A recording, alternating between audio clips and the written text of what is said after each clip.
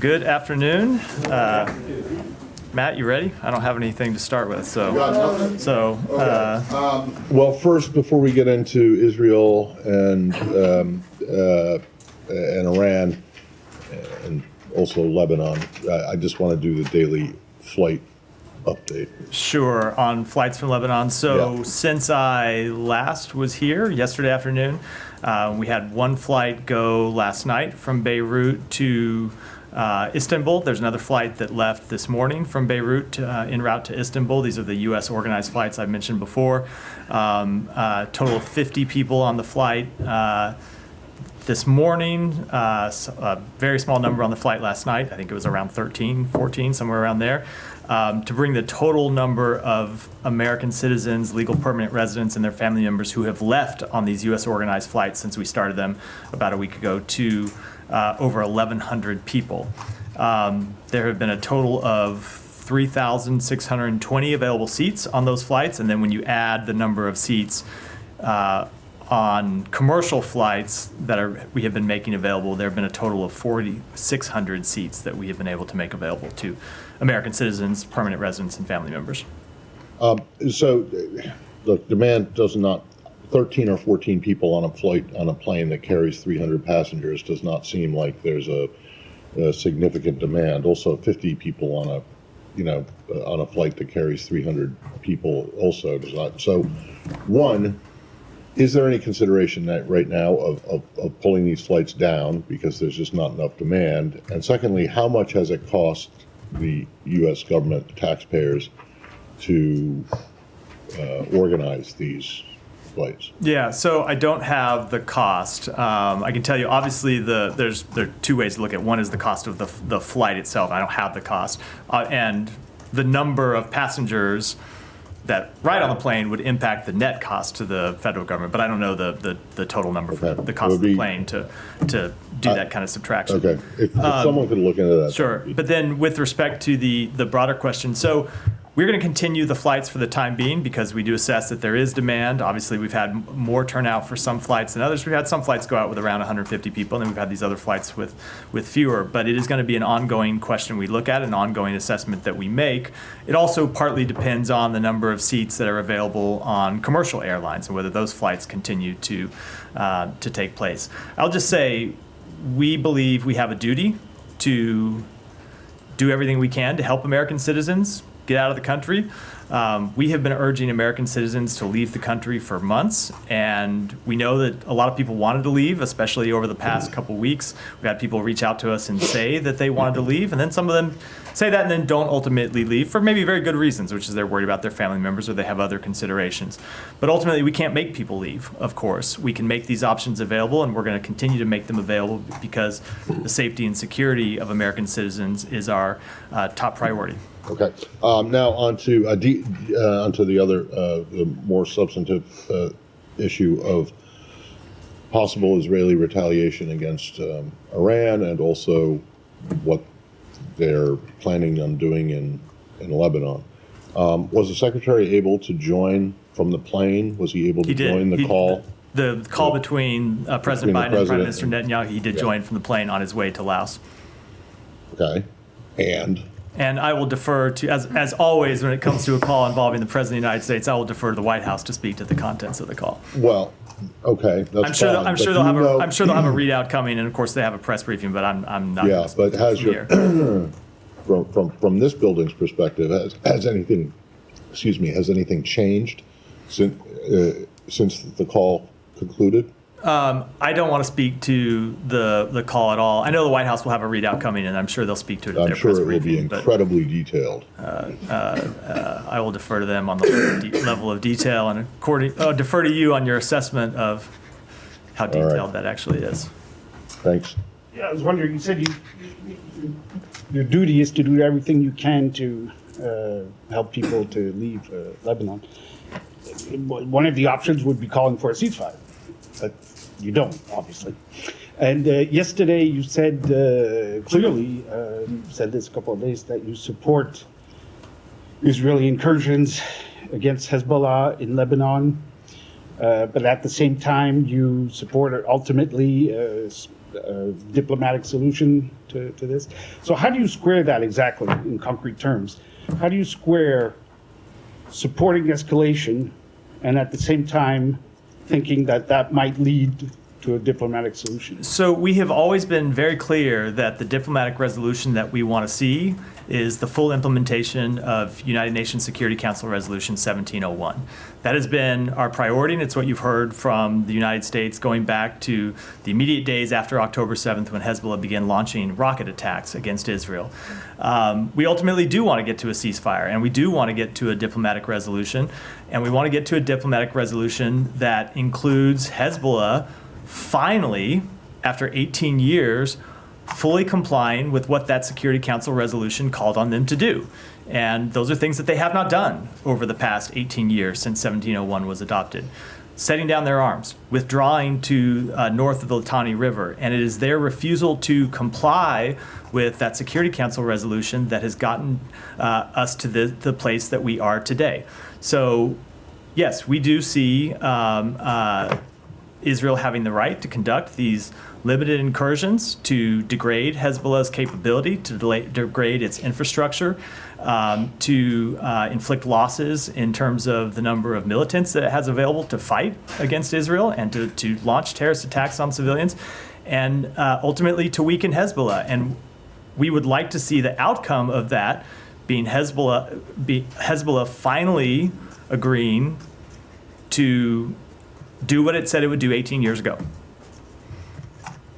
Yeah, Simon. Yeah, just on the 1701 point, but so you're calling for, you're now, I think in the last sort of 2 weeks, you've started using 1701 talking as a sort of repeated talking point, but in the actual 3-week ceasefire that you were proposing 2 weeks ago, that was sort of a temporary ceasefire that would hopefully lead to a resolution, but no longer do you want an immediate cessation of violence to move to a diplomatic. We do want to ultimately get to a ceasefire. As I said, we ultimately want to get to a diplomatic resolution. The situation on the ground has changed from where we are 2 weeks ago, and we hope that this change in situation on the ground will change Hezbollah's calculation ultimately, because even when we were putting forward that ceasefire proposal and trying to get to the full implementation of 1701. I can tell you there were a lot of people, and you see people publicly commenting on this, quite skeptical of whether Hezbollah, even at the end of a 21-day ceasefire, was going to fully agree to go back to the Litani River, given the fact that they have refused to do that for the past 18 years. Maybe their calculation will be different in the days and weeks ahead. That's the proposition that will be tested. Right, but now there's a ground incursion, so the Israelis are also in breach of what would need to happen to be in that. So are they willing to move back over the border if in the event of a temporary cessation of fighting, not necessarily going all the way to the terms of 1701, but what you were calling for before? It seems that you're no longer calling for that, right? So the Israeli government will have to speak to what they will and are not willing to do. But to be clear, when we say that we want to see 1701 implemented, that includes all the provisions of 1701. It doesn't just mean the provisions that apply to Hezbollah. It means Israel withdrawing south of the blue line as well. We want to see every provision implemented, and that includes the provisions, as I just said, for Israel. And yesterday we spoke a bit about this on the back of this video that Prime Minister Netanyahu put out, where he's basically calling for Lebanese people to rid their country of the scourge of Hezbollah. So you seem to be backing this campaign. That's the Prime Minister of Israel talking about these broader aims. You've come out in support of this campaign, but you seem to be basically supporting an effort to change the politics of Lebanon by force. So we want the Lebanese people to decide who their leaders ought to be. Bottom line, and that has been our position, that continues to be position. We don't want to see any other government in the region dictate to the people of Lebanon who their leader is. We certainly don't want to dictate to the people of Lebanon who their leader is, and we're not going to. We want the Lebanese people to be able to do it, but we want them to be able to do it absent a terrorist organization putting a gun to their head, which is the situation that Lebanon has been in for decades now. Right. And so we are hopeful that the stalemate that has existed in Lebanese politics for some time, that for the past 2 years has kept them from electing a president, because of Hezbollah's influence, because the way Hezbollah uses force to make its influence known by threat inside Lebanese politics. We hope that the Lebanese political system can break that deadlock, and ultimately we hope that Hezbollah is degraded enough that they are less of a force in Lebanese politics, and that they agree to withdraw back up above the Litani River so 1701 can be implemented. Right, but whether you like it or not, Hezbollah is part of the Lebanese political landscape, right? So what the Israelis are doing is trying to change that landscape through force, and you're supporting that. So this seems to be a very different approach to calling for restraint, trying to get everyone on board with diplomatic agreements. In the last 2 weeks, we've gone from that to, maybe we could change the government of Lebanon through a ground invasion. So we have always made clear that we think a terrorist organization should play no role in the government of any country, and especially a terrorist organization that has shown over decades that it is willing to use force and threaten force against the Lebanese people to accomplish its aims and to hold the people of Lebanon hostage. That is not a new position of the United States. That has been our position going back decades. It will always be our position that Hezbollah should not be able to, or should not be allowed to use force against the Lebanese people to accomplish political aims. That hasn't changed. It's not going to change. And now these sort of broader aims raises a question. What you've come out in support of is limited, I guess, short-term incursions. You won't say how short-term, but how long can this operation continue with the goal of basically ridding Lebanese politics of Hezbollah? So we are in conversation with the Israeli government about exactly those questions. The goal that Israel is trying to accomplish is to push them back, away from the border. I think it's Is that a the separate. goal, I think, what's that? I mean, is that the goal? They seem to have that goal and other goals. That is their goal. I will say it is our goal to ultimately see the Lebanese people elect their own political representatives. When it comes to Israel's military goals, I'm not going to make any forecasts. We're going to continue to have conversations with them about it. Do you believe that Israel's military operations are being effective in such that they are bringing Lebanon closer to the place where it could politically rid its political system of Hezbollah? I wouldn't want to make any type of assessment today. We have seen so far on the ground limited ground incursions. But as you heard me say previous times at this podium, we are also cognizant of the long history of Israel starting with limited ground operations in Lebanon, turning those into more full-scale ground operations, turning those into occupation, something that we are very clear we're opposed to, we are against. And so we're going to continue to have the conversations with the government of Israel about that, because I think it's quite obvious that there is a point at which what they're doing now turns into something different, and that has obvious political effects inside Lebanon, as well as humanitarian effects on the Lebanese people. And what is the U.S. definition of limited incursions? So what we have seen to date have been limited ground I'm incursions, asking which is the Israeli troops going a short distance across the border, conducting operations, not pushing deep inside Lebanon. I'm not going to offer an expansive definition other than to say we will watch what they're doing and make assessments based on the facts on the ground. But limited refers to the amount of land that they are going into in Lebanon, not the number of troops that they are deploying. Yes, at this point, it's the amount of land, and that's a great question, because I think there was public reporting over the past few days that they were deploying additional troops to Lebanon. If you look at what they were doing, they were deploying additional troops to widen their operations across a longer stretch of the border, not to deepen their push inside Lebanon. And those are two obviously very different things. Just one quick question. We're seeing Israel's military operations in Gaza ramp up again this week. Does the U.S. support these renewed military operations in Gaza that are being conducted? We will always support their right to go after terrorist organizations. And that, of course, includes Hamas, and that includes Hamas in Gaza.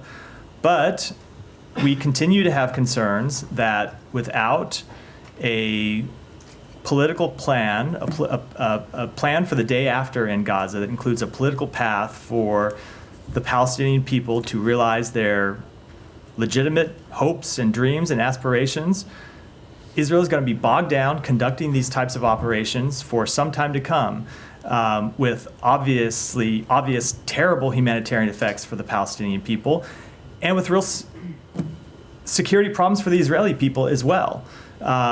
We do not think a plan to just continue conducting operations in Gaza in perpetuity is one that either benefits the Palestinian people or secures Israel's long-term interests. But do you see any indication that that isn't their plan as of now? So we're in conversation with them. We would like to get back to the point of getting to a ceasefire, which would set the stages for an end to the war and would help answer this question about what the future looks like and what the day after looks like for the situation in Gaza. As I've said, over the past few weeks, Sinwar has been unwilling to engage in any meaningful way in the ceasefire talks. I think it is probably reasonable to conclude he's watching what's happening in the north. He's watching Iran's attacks against Israel, and looking and thinking maybe he's about to get what he's always wanted, which is a full-scale regional war, and that may have changed his calculation.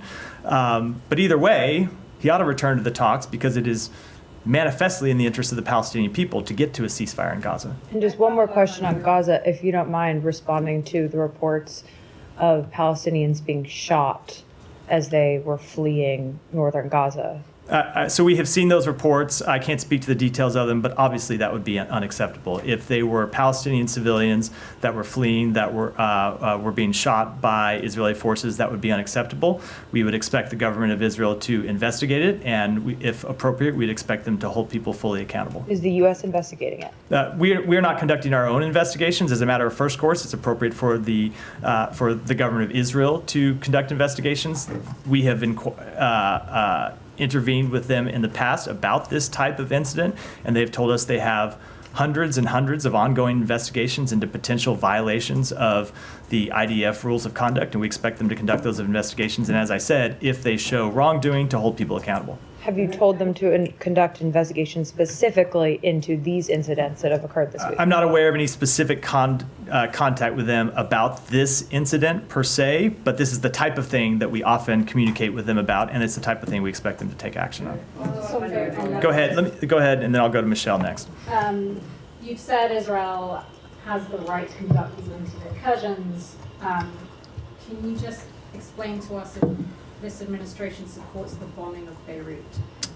So when it comes to Hezbollah militants who are in Beirut, Israel has the right to go after the Hezbollah leadership, go after Hezbollah militants who are directing a campaign of terror against Israel and have been directing a campaign of terror against Israel for some time. Now, that said, we want to see them do so in a way that minimizes civilian harm, that prevents civilian casualties, and properly takes into account the risks of going after militants who are operating in a dense urban environment. And this is part of the ongoing discussions you're having with them?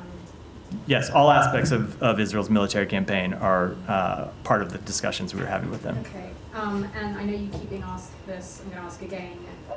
Do you have any reason to believe that the Israelis intend to bomb the airport? I have no reason to believe that they do. I will let them speak to their intent, and we have made clear to them that we want to see the airport stay open, and we want to see the roads to the airport stay open. Michelle. Yeah, thank you. I'd like to go back to North Gaza quickly. The World Food Program says that there's been no food entering that part of Gaza since October 1st.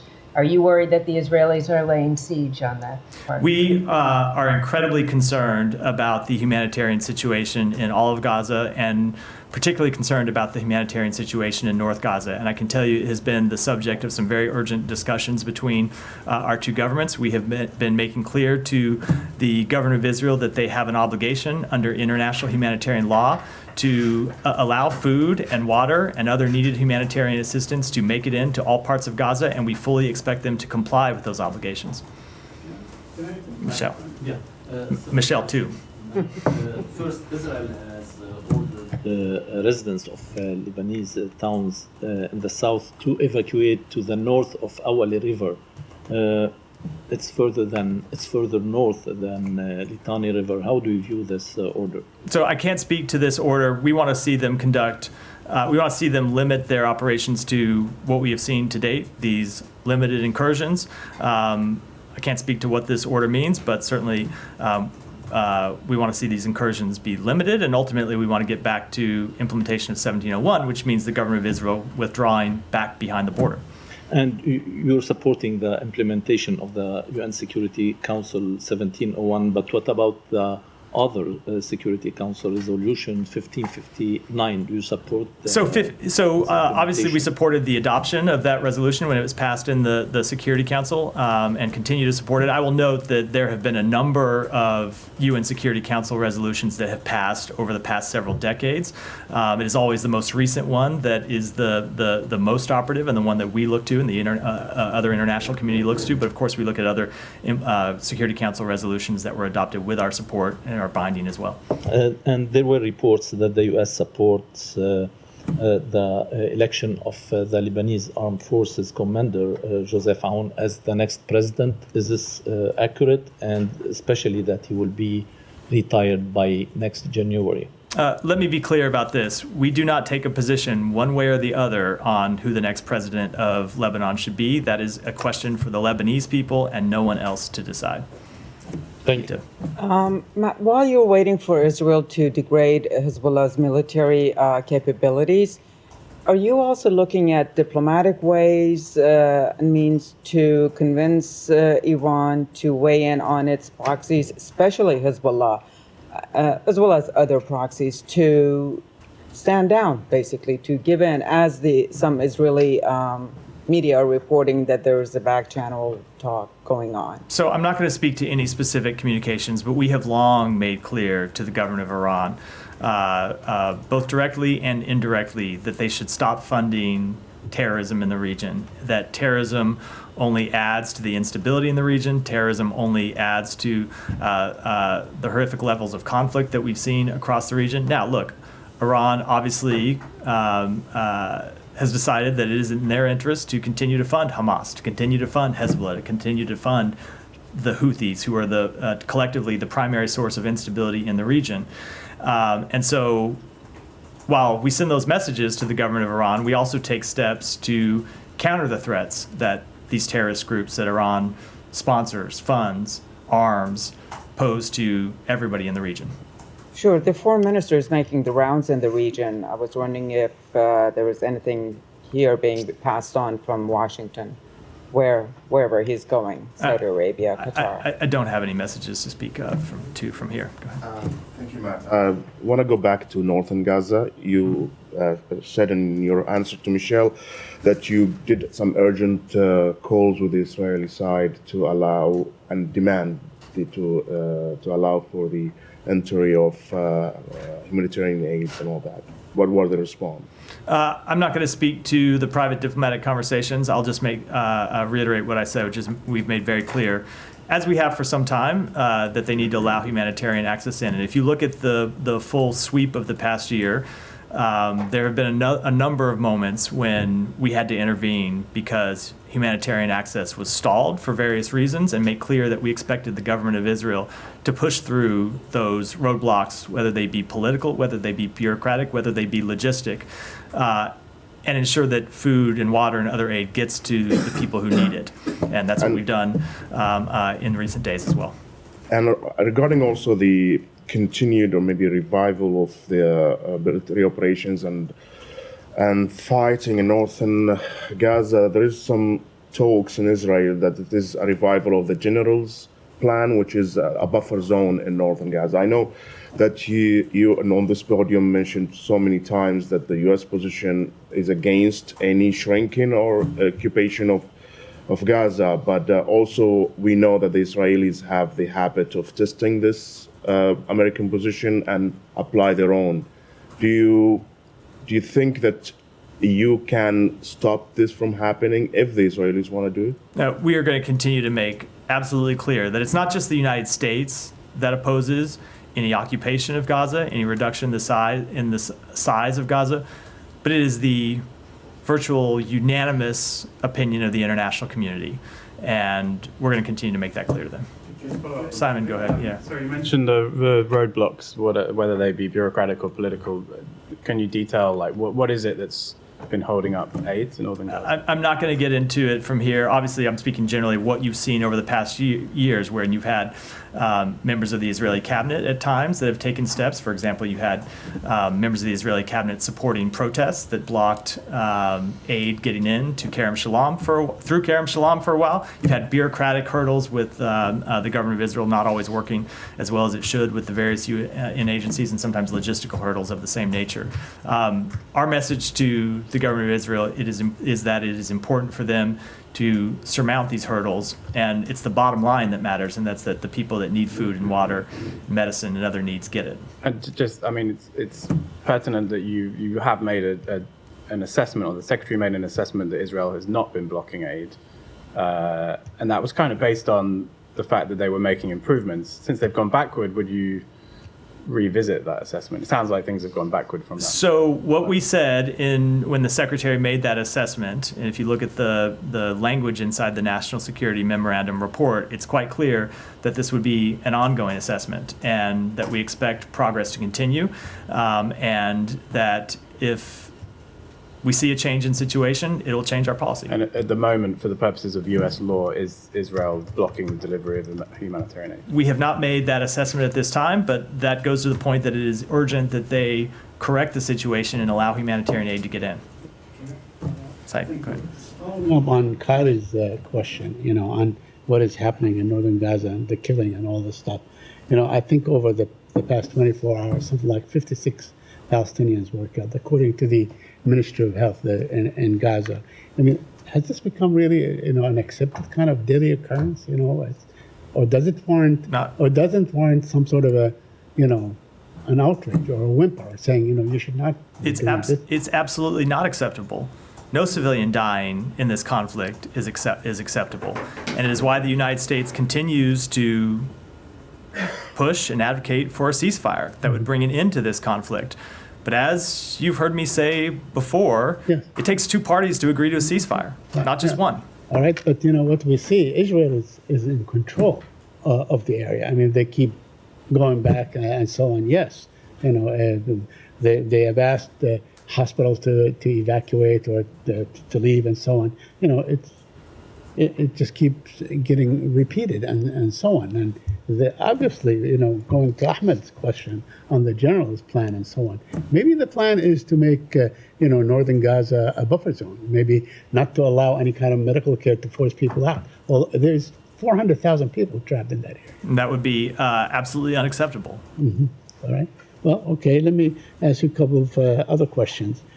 The Secretary General of the United Nations yesterday, in terms of aid, he said that UNRWA, and those were his words, is indispensable, that you cannot do it without UNRWA. There's absolutely no way to distribute aid without UNRWA. And he says that he reached out, sent a letter to the Israeli Prime Minister telling him that whatever law they pass, would be disastrous, would bring about catastrophe. Do you agree with the Secretary General that UNRWA is essential for the distribution of aid? Yes. Okay, well, that's very good. Thanks. My last question, Matt, is there's talk of that the Arab states reportedly are putting together a region-wide ceasefire or a region-wide solution, that you cannot do it, piecemeal, that you have to do it all together, and that they read out to the U.S. Can you share with us, if there is such a plan or such a proposal, can you share with us some information? So there isn't such a plan or proposal to my awareness. I obviously can't speak to what other countries may or may not be developing on their own, which is not to say that it's happening, but certainly no one has reached out to the United States about such a proposal, and we're not in talks with any countries about such a proposal. Do you agree with the logic or the principle that you must have a region-wide ceasefire or resolution, rather than So we have always wanted to see a ceasefire in Gaza that would get us to the day after the conflict and allow us to rebuild Gaza and reconstruct Gaza and have a political path forward for the Palestinian people. We want to get to a diplomatic resolution in the north. Now, when you talk about region-wide ceasefires, look, that would require Iran to stop its support for terrorist organizations. Obviously, we would welcome Iran stopping its support for terrorist organizations.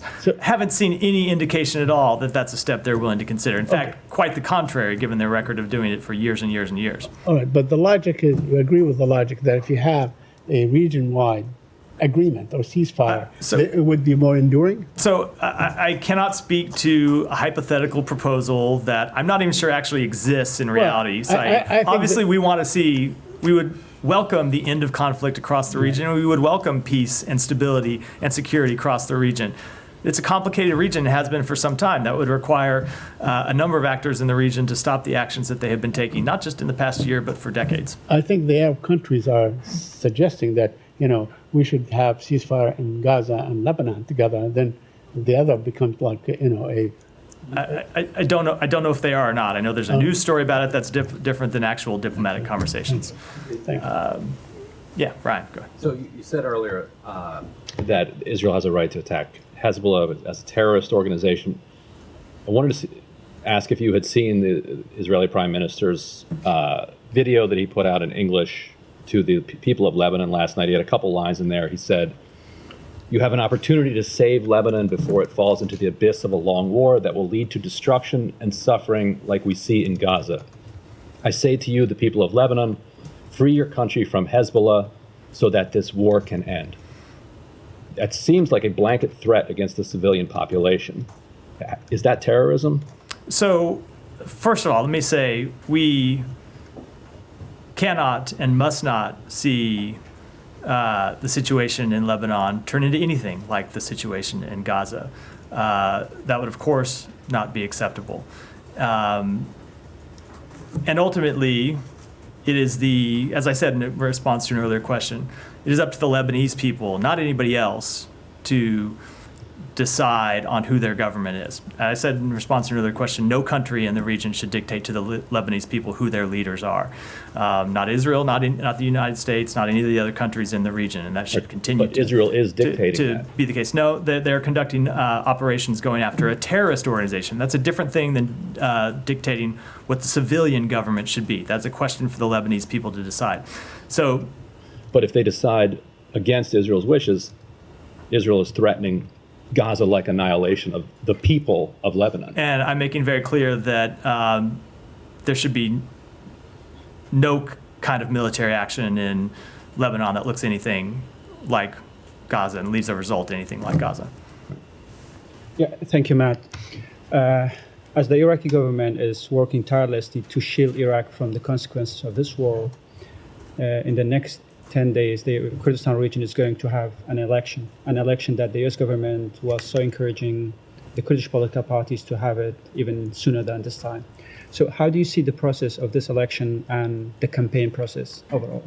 So elections are a vital element of the democratic process. We support all efforts to ensure they are free, fair, and transparent and occur without further disruption or delay.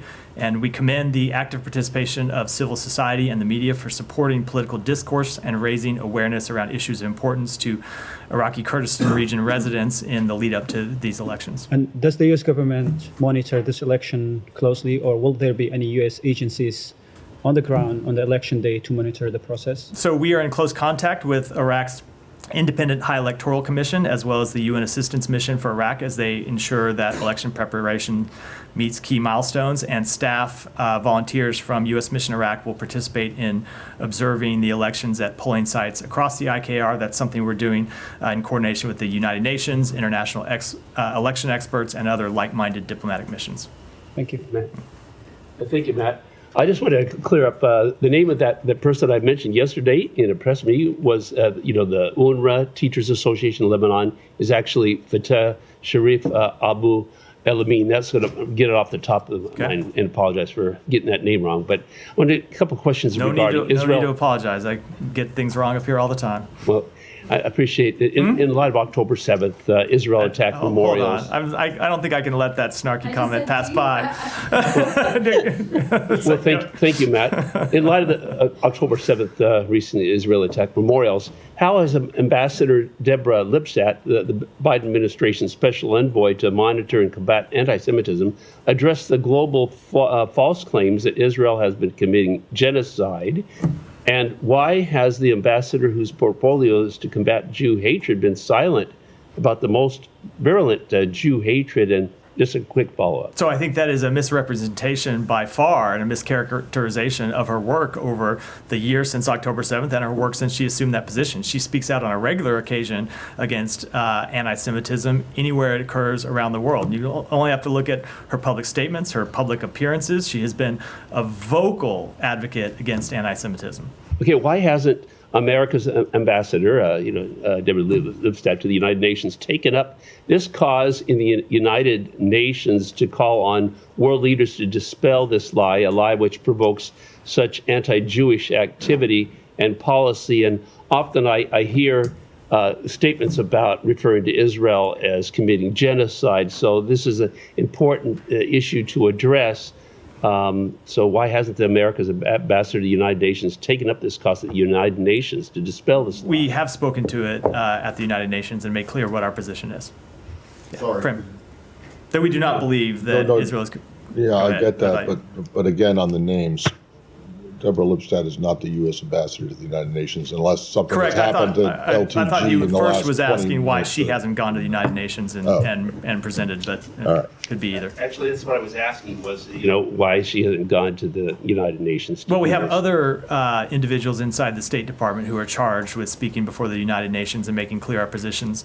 No, most, as a first matter, of course, our ambassador to the United Nations, Linda Thomas Greenfield, she's made clear our position on numerous occasions. So you clearly don't believe that Israel is guilty of committing genocide, which we've heard from the International Criminal Court and so many others. Yeah, correct. We've made that quite clear. Thank you, Matt. A few questions. One is a question our colleagues have had trouble getting answers on is regarding Amos Hochstein, a key administration envoy to the Middle East who also in the past served in the Israeli military. There's confusion on his national status. Could you clarify whether he was ever a dual national or an Israeli national before and whether he gave that up? Now, I don't personally know, and Amos Hochstein does not work for the State Department, so any questions about him I would direct to the White House. Okay. On another note, it's now been 120. Excuse me. But I would also say it's well, never mind. I won't tangle with the question anymore. Go ahead. It's now 254 days since Israeli forces killed him in the job. While the IDF claim, they maintain that this claim that they weren't in the area, our colleagues at Sky News said it's, quote, undeniable that they were, affirming a string of reporting that we've seen saying as much. The IDF then disputed that report and also said there's no misconduct investigation into that incident. So what's going on here? It's nearly been 9 months of the U.S. saying it's waiting for Israel to investigate itself. At one point, Israel even reportedly lying. That's not what we said with respect to this particular investigation. With respect to this particular incident, we encouraged the government of Israel to work with parties on the ground that said they had information.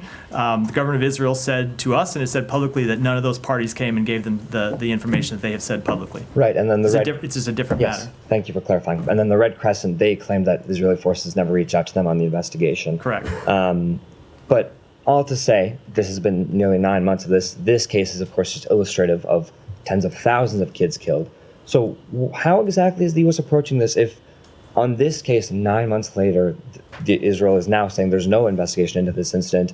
And how can the U.S. keep unconditionally sending more weapons if this is how Israel is dealing with investigations of potential violations? So let's separate a couple of different things. This is, as I said, a little bit of a different matter than other investigations into potential violations, which the government of Israel has said that they are conducting.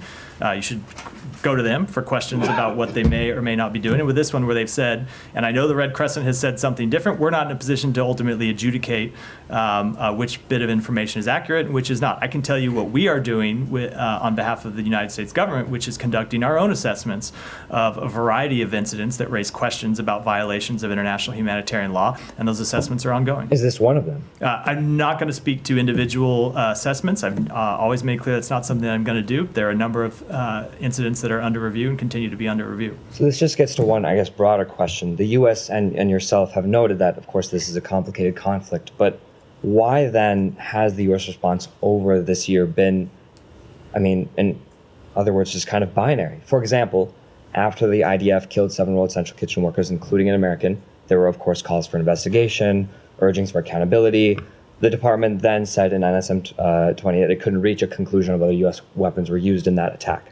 Result, more weapons have been sent. After the IDF killed American Aishanor Egi, there were calls for investigation. No updates.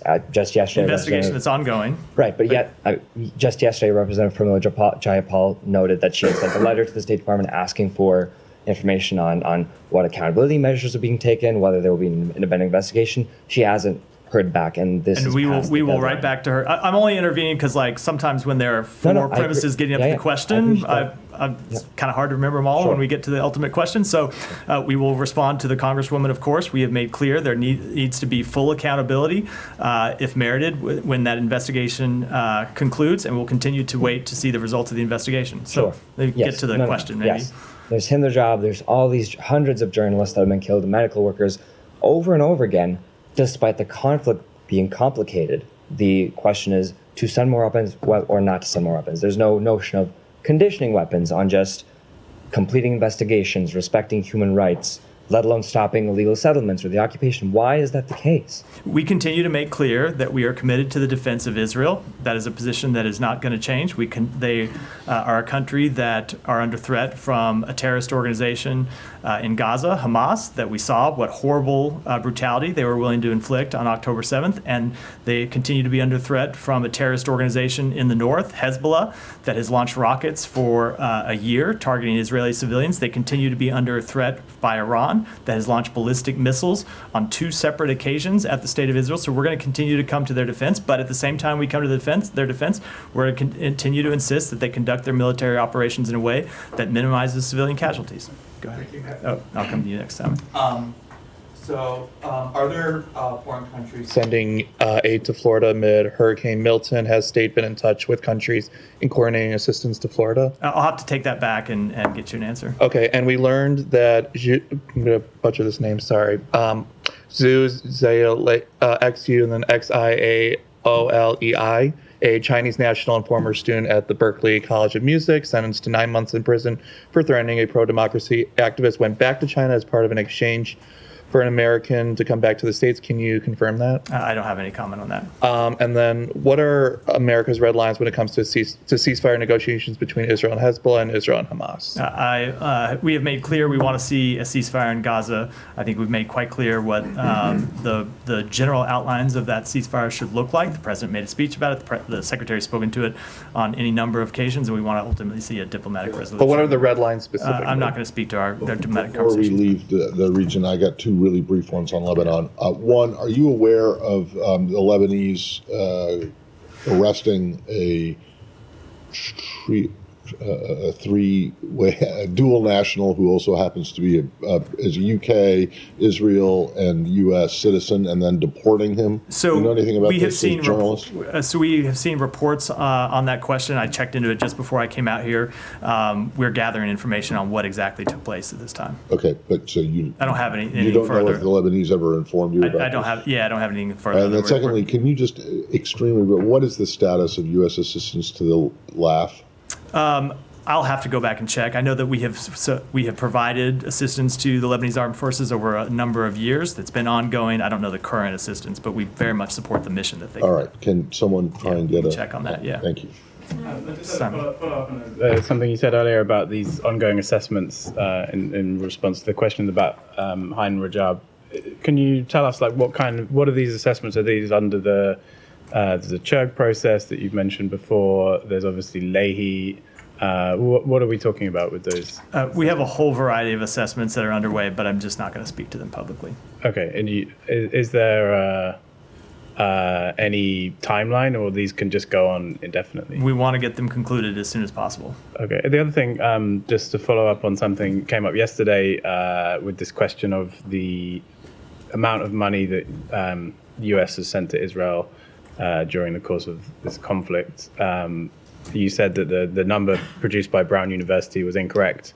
Do you have a number that you can give yet? Yeah, I did go back and dig into this, and the answer, I think, shows why it's such a complicated question. So since October 7th, the department has provided $6.8 billion in foreign military financing to the government of Israel. That's financing that we provided them that they then used to purchase U.S. weapons. $3.3 billion of that was in the Memorandum of Understanding between our two countries that was signed somewhere around a decade ago, and that continues to be in effect. And then there was an additional $3.5 billion that was included in the supplemental. So that is money that we have provided to Israel to purchase U.S. weapons. It's not the same as the amount of weapons that Israel has actually purchased and that have been delivered in the past year, which gets to why this is a difficult question. So we have approved $5 billion in actual government-to-government sales. Most of that $5 billion would come out of that $6.8 billion.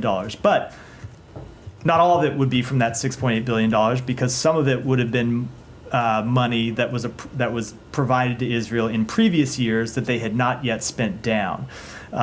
So that gets you to why it's a bit of a tricky question to answer, whether you're looking at it as money that we have provided to Israel for weapons purchases or actual purchases that they have made. And then there's another $500 million that's a separate pot of money that the State Department doesn't administer, but it's for missile defense. It's administered out of the Pentagon, that is also contained in the Memorandum of Understanding that we provided as well. My arithmetic's not that great. Could you?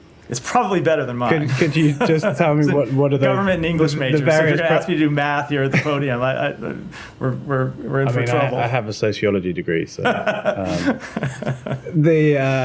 if you add those numbers together, all the different programs, the number comes out. What is the number? You're setting your own parameters here. So I mean that's what I mean. That's why it depends what you're looking at. So if you take the 6.8 that we provided to them in foreign military financing, there's 6.8 and another 500 million in missile finance. That would be 7.3. But not all that money has been spent in the past year, right? That's money that's been provided them. It's a different question than what has actually been delivered. Even if you look at that $5 billion that they have spent, not all of those weapons were delivered in the past year. So they spent that money. Some of those won't be delivered for years to come. Then there's the entire separate question of sales that we notify to Congress. This sometimes draws public attention. So we notify Congress of a potential sale to Israel. Congress signs off on that sale, and it gets reported that we've approved, say, $2 billion in sales. This is money that Israel does not yet have, that they expect to get under future tranches of money under the Memorandum of Understanding, and will spend in future years. So oftentimes when you see reports about money that we have provided them for the delivery of, say, of F-16s, that's money that's not going to be spent by Israel for years and years to come. That gets why I'm not trying to overstate it, but it's a tricky question to answer. I guess there's been various U.S. government statements on support for Ukraine that have been able to come up with numbers, right? Often because for the purposes of trying to emphasize how much support you've given, right? So is there not just a number that we can say, all right, since October we've this amount has been newly approved? So it is an entirely fair question, and the answer is because the Ukraine money is exercised under a completely different program. It's exercised under the drawdown, and the drawdown we are able to say exactly what we're providing and how much that money costs, because that is money, that is equipment that is in our stocks right now. And whenever we make those announcements, we're able to look and see we are providing them with these specific items and they cost this amount of money. It's very different than looking at an overall relationship that is much more complex, that is much more long-standing, in which Israel exercises authorities under different programs. Those are programs I was just going through, foreign military financing being the chief most way in which we provide them with support. But Matt, can you not just tell us how much of that 6.8 billion FMF over the last year has actually turned into delivered weaponry to Israel? So I can't, because it gets to this question. $5 billion. First of all, not all the 6.8 will be spent this I year, understand. right? $5 billion has been spent by the government of Israel for these FMF sales over the past year. Some of that $5 billion is from the 6.8. Some of it is leftover FMF from previous years.